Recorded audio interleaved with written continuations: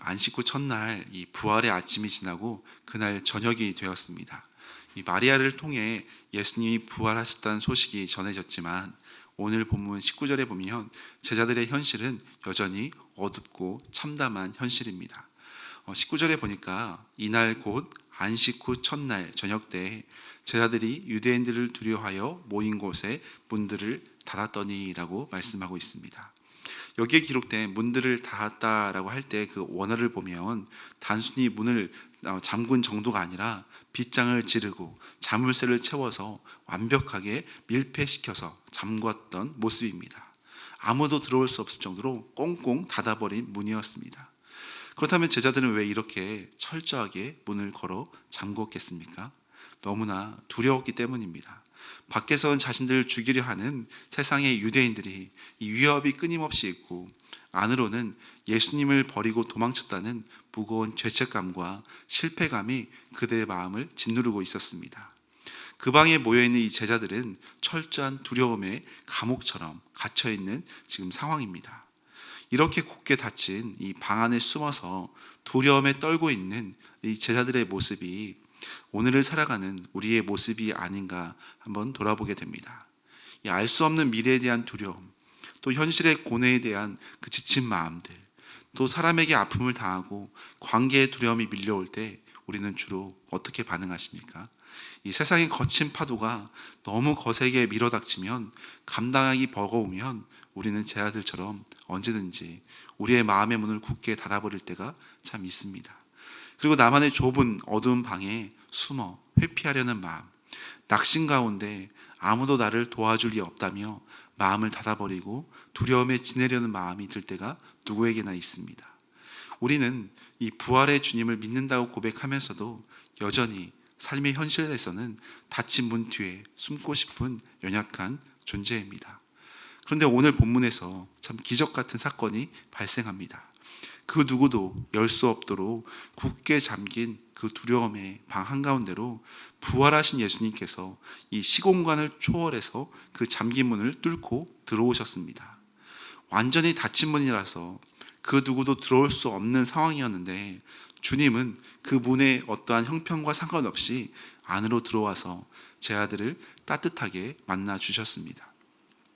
이처럼 우리의 삶에도 주님께서 언제나 찾아오십니다.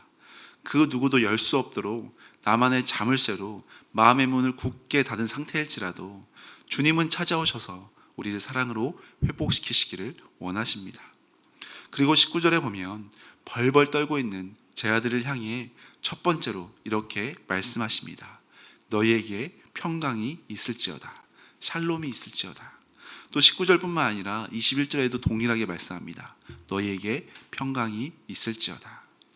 주님은 너희가 어떻게 나를 버리고 도망갔느냐고, 어떻게 그렇게 믿음이 없냐고 과거의 실패를 책망하지 않으십니다.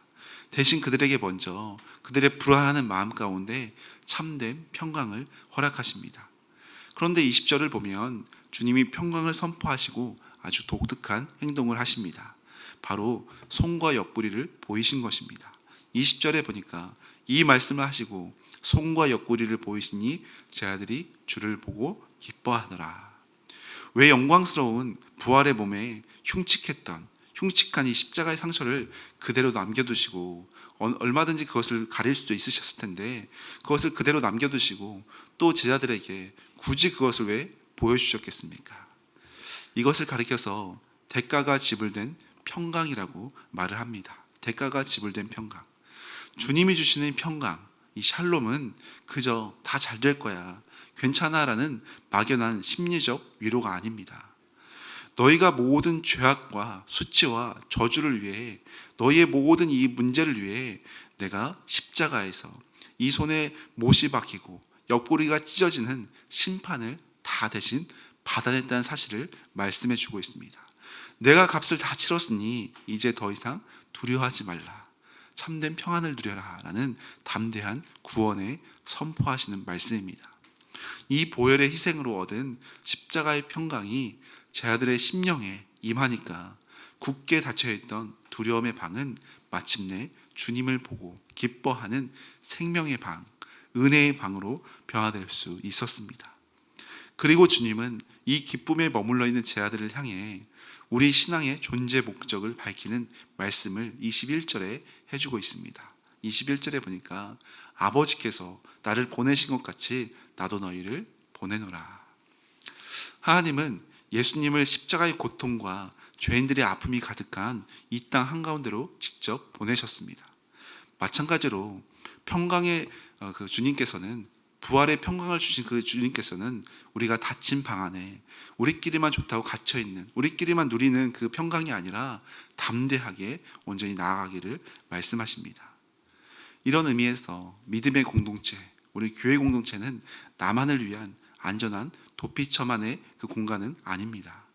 주님은 오늘 그 상처 입은 손으로 우리를 가리키시면서 갈등 있는 우리 가정으로, 또 치열한 경쟁이 있는 세상으로, 상처받고 신음하는 이웃의 삶 가운데로 우리를 축복의 통로로, 예수 그리스도를 전파하는 대사로 사명의 자리에 파송하십니다.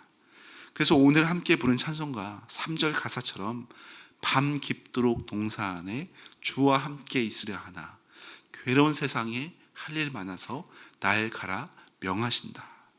우리를 사랑으로 회복시키시고 사명의 자리로 보내시는 주님이십니다. 그래서 저희 교회도 이름처럼 온성교회인데, 온전히 선하신 하나님을 예배하는 교회, 모여서는 함께 예배하고 함께 은혜로 충전되면 이제 나아가서 온전히 선교하는 교회, 주의 그리스도의 사랑을 증거하는 교회, 그런 의미로 이렇게 나아가고 있습니다. 그리고 31절에 보면 요한복음을 기록한 진짜 목적을 우리에게 말씀합니다. 오직 이것을 기록함은 너희로 예수께서 하나님의 아들 그리스도이심을 믿게 하려 함이요 또 너희로 믿고 그 이름에 힘입어 생명을 얻게 하려 함이니라. 요한복음을 우리에게 남겨주신 이유는 그 어떤 것보다도 예수님을 믿고 생명을 얻게 하려 함이다라고 분명하게 말씀해주고 있습니다. 여기서 말하는 생명은 헬라어로 비오스, 이 육체적인 생명이 아니라 영원한 하나님의 생명인 조회를 뜻하고 있습니다. 사도 요한이 왜 부활의 주님을 기록했습니까? 2000년 전에 놀라운 기적 사건을 우리에게 들려주기 위함이 아닙니다. 오늘 괴로운 두려움의 방에 갇혀 지내는 우리가 내 상처를 치유하시는 예수 그리스도를 믿음으로 썩어질 육신의 한계를 뛰어넘는 영원한 생명, 이 조회를 오늘 이 자리에서 풍성히 누리게 하기 위함이라는 겁니다. 사랑하는 여러분, 예수님께서는 십자가의 사랑과 이 은혜의 손으로 우리의 닫힌 마음의 문을 두드리고 계십니다. 그리고 우리의 상한 심령 가운데 찾아오십니다. 언제나 내게 다가오시는 예수님을 나의 주님, 나의 예수님으로 우리가 굳게 믿으면서 주님이 주시는 참된 평안과 영원한 생명, 이 조회를 풍성히 누리는 우리 모든 성도님들이 되시길 소망합니다. 그래서 나를 부르신 그 삶의 자리로 나아가 주님의 사랑을 저하는 거룩한 파송의 삶, 사명자의 삶을 담대하게 살아가시기를 주님의 이름으로 축원합니다.